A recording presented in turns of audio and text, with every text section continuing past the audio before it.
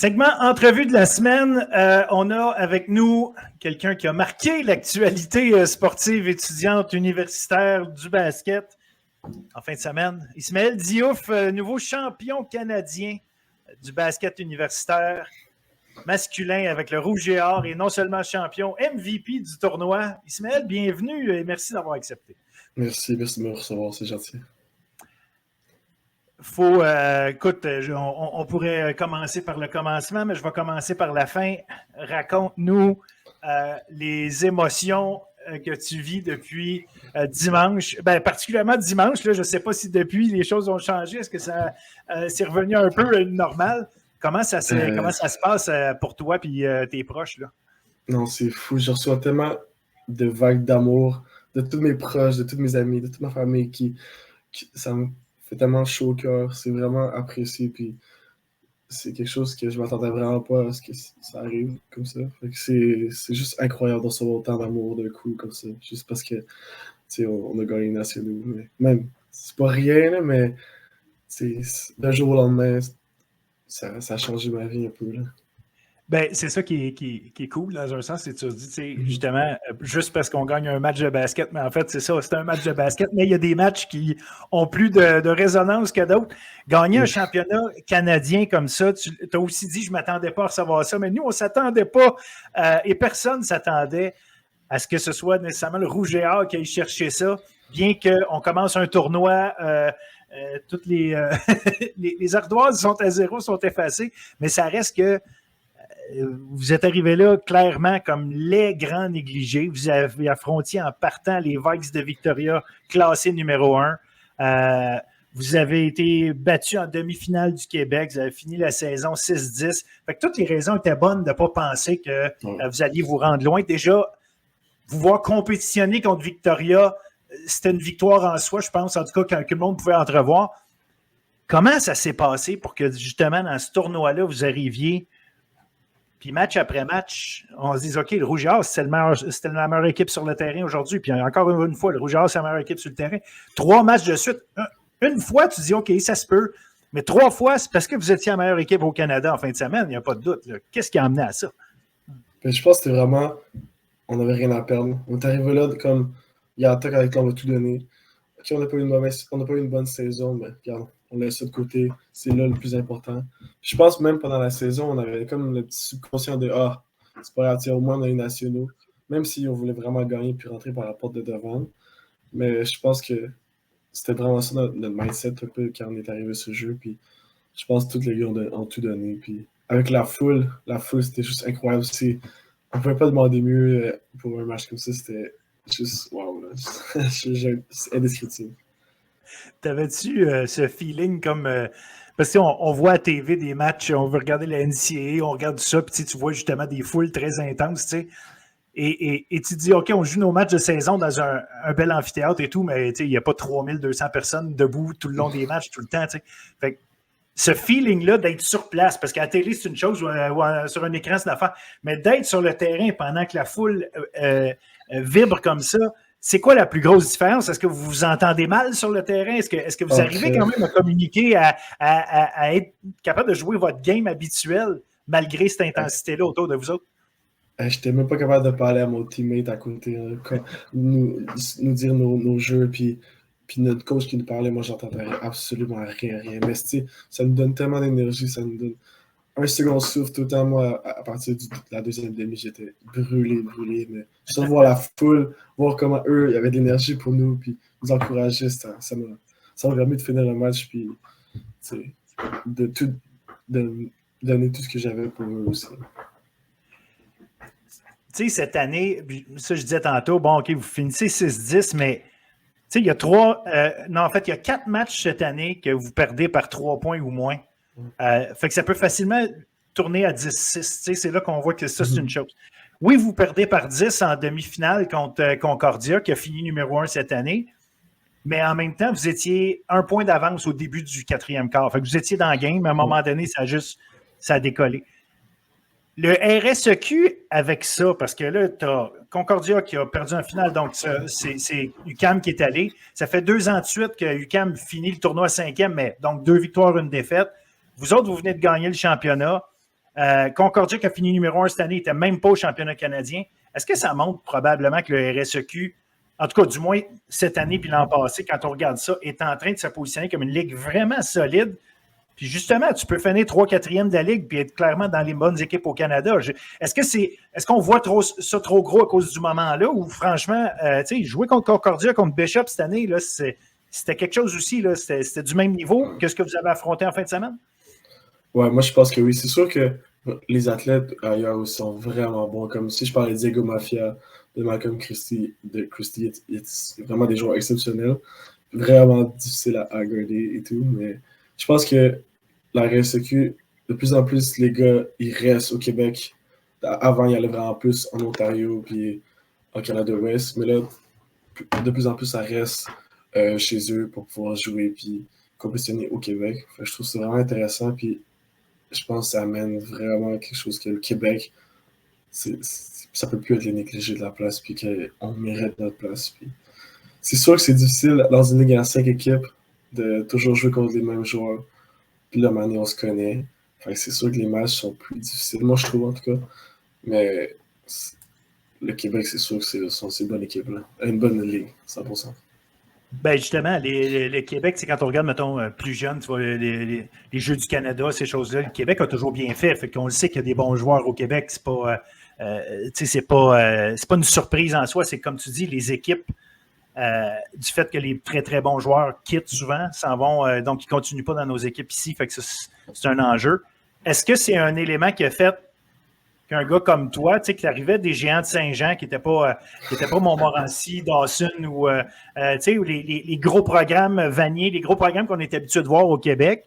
Toi, tu arrives de Saint-Jean, tu fais ta place là. Oui, OK, tu n'étais pas un gars de 6 pieds 2, fait que déjà, probablement que peu importe où tu allais, tu allais être capable de faire ta place. Du moins, en tout cas, avoir une opportunité. Mais est-ce que tu sais, comment je pourrais dire, dans ton cheminement vers l'université, vers ton choix d'université, est-ce que tu penses que s'il y avait eu plus de très, très bons joueurs qui étaient restés au Québec, ça t'aurait coupé des chances ou vraiment, ton chemin, c'est ton chemin, c'est juste parce que tu es passé par Saint-Jean, mais que tu aurais quand même été capable de faire ta place universitaire? Ben, je pense que c'est quelque chose que je pourrais pas dire vraiment, mais je pense que les assos sont alignés pour que ça arrive. Enfin, je pense que j'aurais pu prouver peu importe où est-ce que je suis. Puis surtout Division 2, j'ai été parmi les meilleurs Division 2, mais est-ce que j'ai été bon dans la Division 1? Puis j'aurais été quand même faire voir, c'est un peu différent. Enfin, je suis quand même content d'aller en D2, même si j'ai vraiment eu un développement vraiment, vraiment tardif. Là, que je commençais à être bon ma dernière année là, de collégial. C'est sûr que en sortant de secondaire, j'avais aucune offre à part à Saint-Jean puis Édouard-Montpetit. C'est tout, j'avais rien d'autre. C'est la preuve que justement, on est encore jeune quand on est au secondaire, au cégep, il y a encore de la place pour s'améliorer. Puis même l'année passée, regarde, tu étais une recrue, tu as été une très bonne recrue, mais il y avait encore de la place. Puis je dirais même cette année, pour avoir vu évidemment des matchs pendant la saison, tu avais ta place, tu es un bon joueur, mais on ne t'a jamais vu dominer des matchs avec autant de régularité que ce que tu as fait en fin de semaine. Est-ce que justement la mentalité dont tu parlais tantôt quand tu me disais on n'a rien à perdre, toi, comment c'est venu te chercher? Est-ce que c'est vraiment un élément qui a fait OK, je suis capable de take over un peu plus les matchs, je suis capable de prendre un peu plus, encore plus ma place que d'habitude? Quand tu as vu avoir des matchs de 20 points, mais ça arrive aussi des matchs de 4 points, 5 points, 6 points, tu sais. Puis au-delà même des points, défensivement, tu étais all over the place pendant 3 matchs de suite comme ça. On n'avait pas l'impression d'avoir vu Ismaël Diouf aussi constant dans toute l'année. Ça a été quoi le déclic, justement? Je pense que c'est vraiment l'énergie de la crowd aussi. Puis le premier match, quand on a joué contre Victoria, j'ai vu que hey, c'est pas des dieux. Là. Si eux sont capables de faire ça, moi aussi je suis capable de faire ça. Puis c'est pas parce qu'eux sont top 1 au Canada que je devrais avoir peur puis que je devrais me sentir petit dans mes shorts. C'est comme. Il fallait que je donne tout, puis il fallait que je montre un peu c'est quoi que je suis capable de faire. Parce que c'est devant tous mes amis, mes proches, ma famille. J'avais pas le choix de tout donner, puis prouver au monde entier que j'étais capable de jouer. Puis j'étais pas juste un petit gars de D2 qui a une bonne saison, mais qui risque de stagner là. Je veux vraiment, vraiment, je veux vraiment, je veux vraiment m'améliorer puis continuer à augmenter mon jeu. Parle-moi de tes coéquipiers, parce qu'évidemment, oui, tu as gagné le MVP, puis ça, personne ne va te l'enlever, puis tu le méritais amplement. La question est vraiment pas là. Il y a eu d'autres gars qui ont joué du solide basket autour. Ceux qui ne suivent pas souvent le basket universitaire, puis ils ont profité de cet événement-là pour regarder, ils ont appris à découvrir un Steve Joseph, la vitesse à laquelle ce gars-là joue au basketball. Des fois, tu te dis, wow, tu vas trop vite, mais c'est sa manière de jouer. Mais c'était superbe de le voir aller, comment il a dirigé votre équipe tout le long. Puis je pourrais parler de Sidney Tremblay-Lacombe, Haris Elizovic, qui pour moi est un gars à l'intérieur tellement impressionnant. Il l'avait démontré à McGill avant, mais là, le faire avec vous autres, vous étiez un superbe groupe. Justement, cette chimie d'équipe-là, est-ce qu'elle a pris du temps à se bâtir pendant l'année? Est-ce que de vous retrouver, de créer ce noyau-là, c'est quelque chose qui a pris un certain temps? Comment ça s'est bâti pour en arriver à être aussi solide ensemble en fin de saison? Même? Honnêtement, cette année, ça a été on and off parce que ça a été difficile. Les défaites et tout, en tant qu'équipe, c'était pas facile de prendre ça. Surtout, c'était par tout le temps 1, 2, 3 points. Fait que c'était difficile sur le moral puis sur comme la tête des gars. Mais non, je pense qu'on a bâti quelque chose vraiment comme les dernières semaines. Surtout après avoir perdu contre Concordia. On a commencé à travailler fort en équipe, on était plus ensemble. On faisait des jeux ensemble aussi en pratique, juste pour regrouper puis trouver une façon d'avoir une bonne chimie. Puis le premier match aussi, ça a été un déclic. Là. Juste le fait de gagner, sachant où est-ce qu'on était avant, ça a tout solidifié qu'est-ce qu'on avait déjà, puis on est devenu comme vraiment plus proche à ce moment-là. C'est quoi le rôle, justement, des vétérans, un gars comme Sidney, justement, que c'était fort probablement sa dernière année? C'était quoi son rôle pendant la saison? Ça reste que le gars avait été MVP de la saison l'année passée. Tu sais, c'était un gars avec un gros nom qui arrivait là. Tu te dis, OK, ça semble être le leader de l'équipe. Il y a eu un rôle, tu voyais qu'il était là, ultra important, mais j'avais l'impression que... pas qu'il ne jouait pas comme ça avant, là, mais j'avais l'impression que là, Steve prenait beaucoup de place. Haris prenait beaucoup de place. Tu prenais beaucoup de place. Et Sidney faisait sa job. Mais lui, son rôle comme vétéran leader, c'était quoi? Ça a été quoi son impact sur votre équipe? Lui, ça a toujours été un idée positif.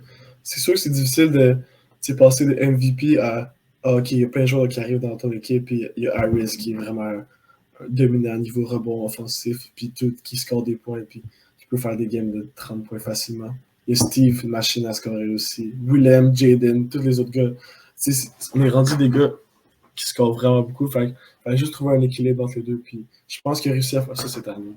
Même à ça, parce qu'il est tellement bon comme joueur. Puis il a réussi à trouver le sweet spot où il pouvait se trouver. Puis quand même, il pouvait aider l'équipe. Puis Nathan Grant, votre coach, tu parlais tantôt, pendant la saison, c'est pas grave, on a les nationaux, c'est pas grave, on a les nationaux. Lui-même a dit, je me fous de la bannière RSEQ, c'était le national. C'est correct de le dire qu'une fois que tu l'as gagné, tu sais, ça sonne bien, ça tombe bien, c'est vrai. Mais est-ce que vous sentiez une pression? Est-ce que Nathan a géré une pression que vous aviez toute l'année? Parce que, par défaut, vous ne vouliez pas être l'équipe poche qui rentre qui rentre au championnat national. Ceux qui s'en viennent là, c'est correct qu'on vous accueille, mais on va manger une volée en partant et on s'en va. Tu sais, tu ne veux pas ça. Bien, visiblement, vous ne l'avez pas fait, mais cette pression-là d'être le représentant tu sais, par défaut, est-ce que vous la sentiez pendant l'année et quel impact ça a eu peut-être sur vos résultats? Je ne sais pas pour les autres gars, mais moi, j'ai senti quand même une pression. J'avais peur justement de rentrer puis de me faire éclater par Victoria. Ça, c'était ma plus grande crainte. Là. Tu sais, rentrer, on a perdu une demi-finale, puis on est juste comme on est un intrus. Même jusqu'au début, quand on faisait le gala, tout le monde, on s'en parlait un peu, là, puis on se sentait un peu intrus dans la salle, puis on ne savait pas un peu trop qu'est-ce qu'on faisait ici, mais je pense qu'on a réussi à prouver qu'on était capable. Hein. Ah, je pense que oui.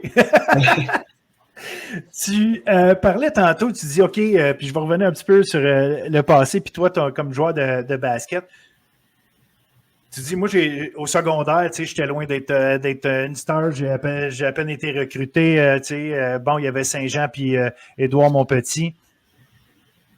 Est-ce que tu as toujours joué au basket pareil ou est-ce que c'était toujours ça faisait partie de ta vie ou puis qu'est-ce qui a déclenché? Puis bon, tu es très grand, fait que est-ce que tu as grandi très vite puis c'était ça qui rendait difficile parce que veux pas, on n'est pas nécessairement très coordonné quand on grandit trop vite, quand on est jeune. Et ça, que tu passes de 5 pieds 2 à 5 pieds 9 ou de 5 et 10 à 6 pieds 6, ça, le boost de grandeur, il est pour quelque chose. C'était tout ça pour toi ou comment ça s'est passé justement ton basket? Parce que si tu as continué malgré le fait que tu ne te trouvais pas excellent, c'est parce que tu aimais ça. Mm-hmm. Ouais, ben, j'ai commencé à jouer à 6 ans à l'école primaire. On y avait une académie à Saint-Jean, c'est à l'école 80. Puis là, j'ai joué toute mon primaire depuis la première année. C'est mon père qui me coachait, qui était là, qui coachait tous les matchs, puis les pratiques. Ensuite, je suis allé ben là, on avait gagné vraiment beaucoup de choses. On avait vraiment tout raclé quand on était plus jeunes. Ensuite, secondaire, je me suis promené un peu d'équipe. Les équipes civiles à Saint-Jean, j'ai été à mon premier secondaire. C'était 0 un sport-études. C'était une école vraiment juste pour académique. Je pensais juste aller à l'académique puis jouer un peu au basket si ça donnait.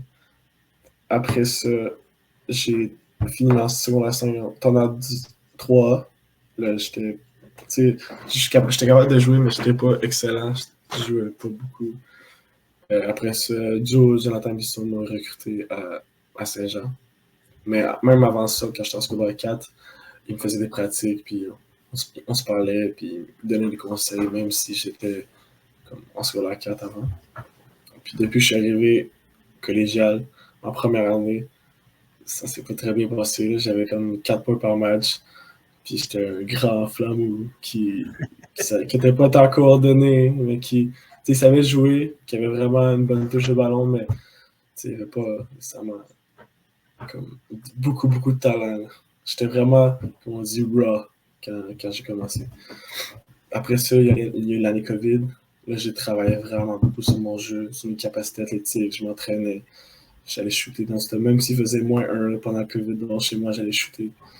Puis après ça, ma dernière année collégiale, là, je pense à décliquer. En pré-saison, on jouait contre une Division 1, puis on a gagné le match. J'ai fait 20 points, puis là, je me suis dit, hey, je suis capable de faire ça. Comme, là, c'est un autre level. Un Division 2 qui bat Division 1. Puis moi qui sais voir comme ça, je me suis dit, hey, c'est parti. Là, la saison va bien se passer.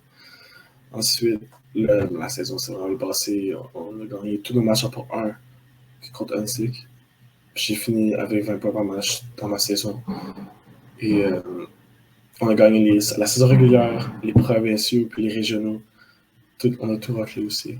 Puis j'ai gagné le MVP du tournoi aussi, Division 2, des provinciaux. Puis après ça, j'ai eu beaucoup d'offres de l'université, en fait, tout ceux du Québec. Puis j'ai choisi d'aller à Laval pour jouer au basket. T'avais-tu des opportunités pour aller jouer ailleurs qu'au Québec?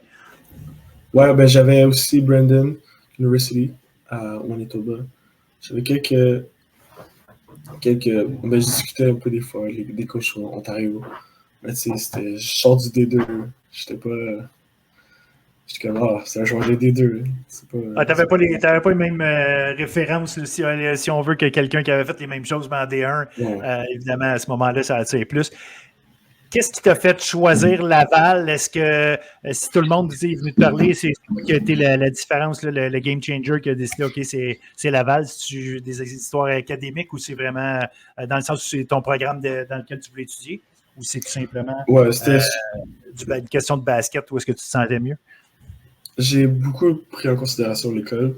Je savais que Bishop puis UQAM, je pense que c'était pas mon programme.